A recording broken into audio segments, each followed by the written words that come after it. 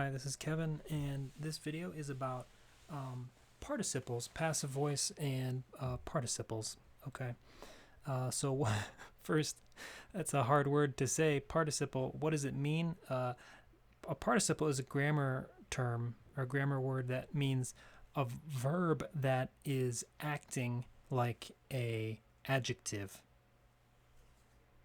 It's a means a verb, and in English, and I think in several other languages, many other languages too, sometimes the verbs can take other forms that act like adjectives, but the root or the original root is like the original part is a verb, but it has become or it is used like an adjective.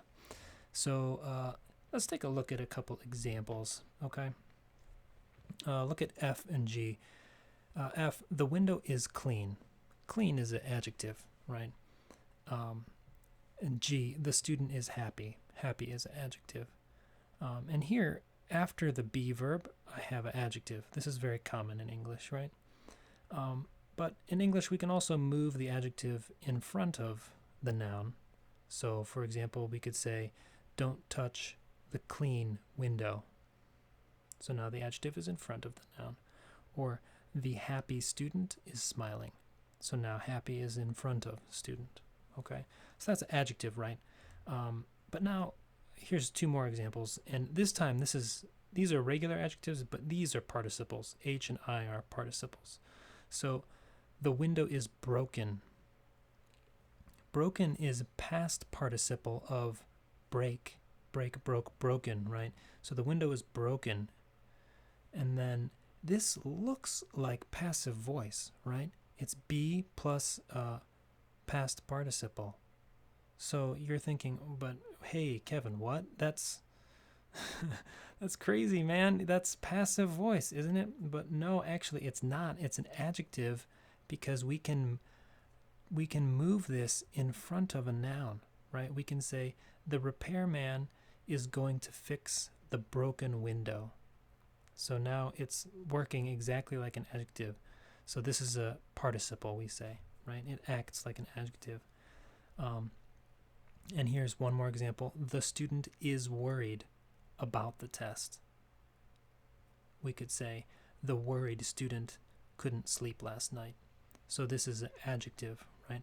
So it looks like passive, and you might think, oh my gosh, Kevin, this is so crazy. Because now the grammar is getting a little bit weird inside your head. So please don't think about this too hard, right? Because you'll start to maybe lose your mind.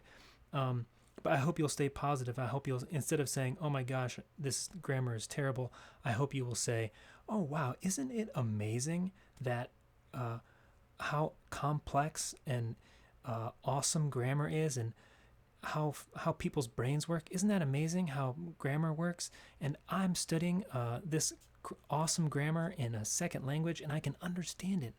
So I hope you stay positive. But now verbs are acting like adjectives, so it's a little bit strange, right? But you can tell it's an adjective and it's not passive, regular passive voice or passive verb, because we can move it in front of the noun to make it an adjective, like a phrase like broken window or worried student.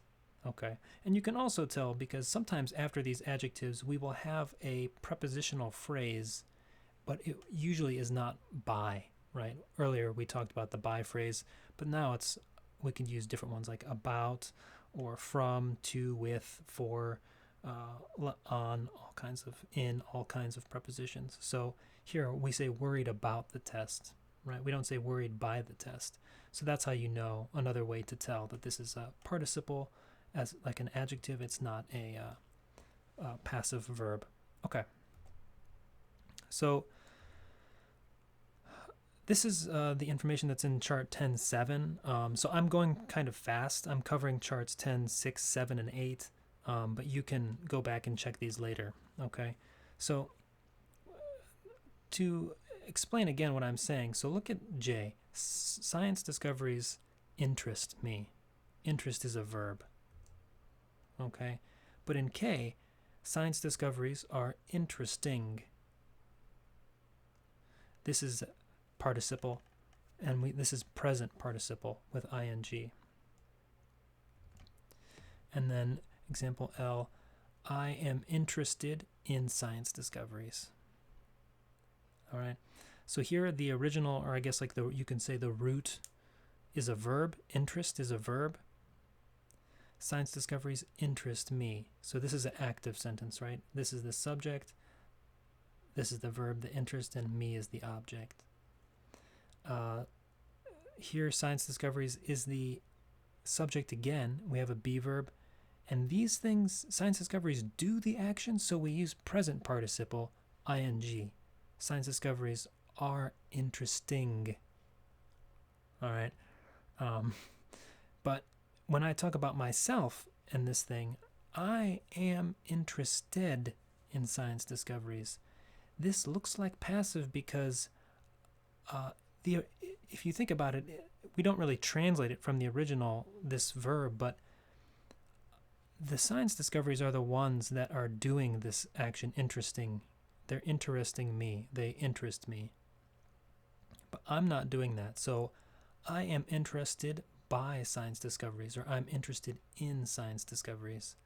That's because this is a past participle when we describe something that's, it's kind of like passive, right? So past participle is used kind of like in a passive sense, and present participle is used kind of like in an active sense. Does that make sense? It's a little bit confusing. So try not to think too hard about this, but I see students in Japan often make mistakes using the wrong participle. So for example, I might ask a student, say, oh, how is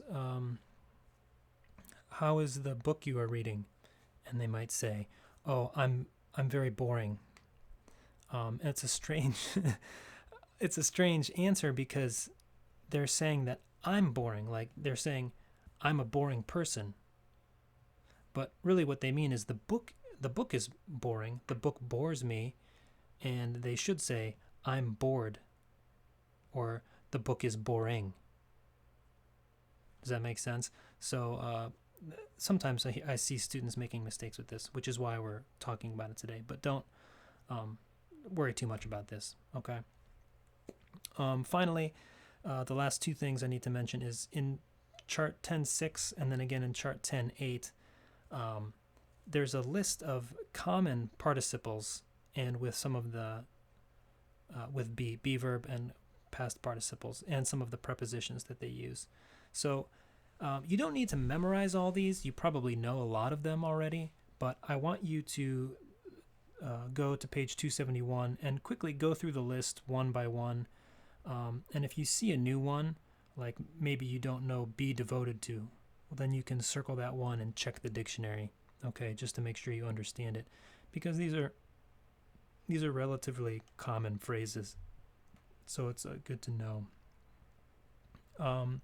And then we have a couple activities just to practice with these prepositions. Just trust your first sense. I will not give you a quiz about if you know which preposition comes with these phrases.